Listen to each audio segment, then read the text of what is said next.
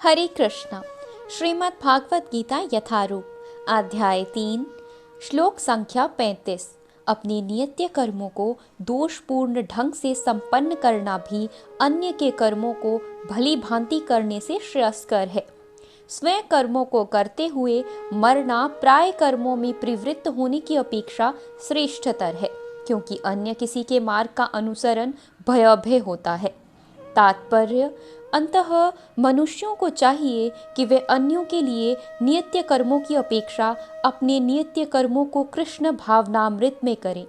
भौतिक दृष्टि से नित्य कर्म मनुष्य की मनोवैज्ञानिक दशा के अनुसार भौतिक प्रकृति के गुणों के अधीन अदृष्ट कर्म है।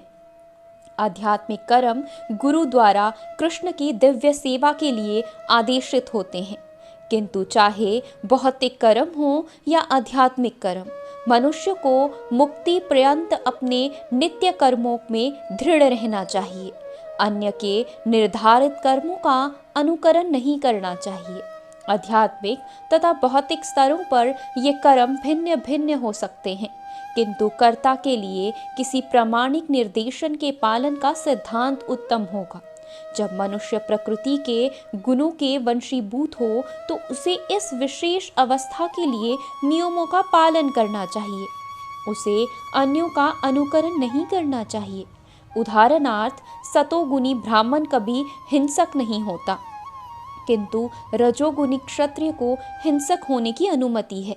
इसी तरह क्षत्रिय के लिए हिंसा के नियमों का पालन करते हुए विनिष्ट होना जितना श्रेयस्कर है, उतना अहिंसा के नियमों का पालन करने वाले ब्राह्मण का अनुकरण नहीं।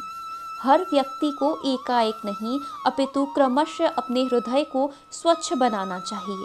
किंतु जब मनुष्य प्रकृति के गुणों को लांघ कर कृष्ण भावना अमृत में पूर्णतः लीन हो जाता है, तो वह प्रामाणिक गुरु के निर्देशन में सब कुछ कर सकता है। कृष्ण भावनामृत की पूर्ण स्थिति में एक क्षत्रिय ब्राह्मण की तरह और एक ब्राह्मण क्षत्रिय की तरह कर्म कर सकता है। दिव्य अवस्था में भौतिक जगत का भेदभाव नहीं रहता। उदाहरणार्थ, विश्वामित्र मूलांत क्षत्रिय थे, किंतु बाद में वे ब्राह्मण हो गए।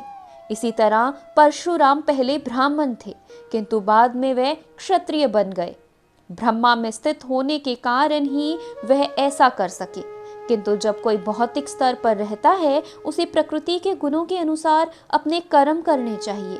साथ ही उसे कृष्ण भावना अमृत का पूरा बोध होना चाहिए।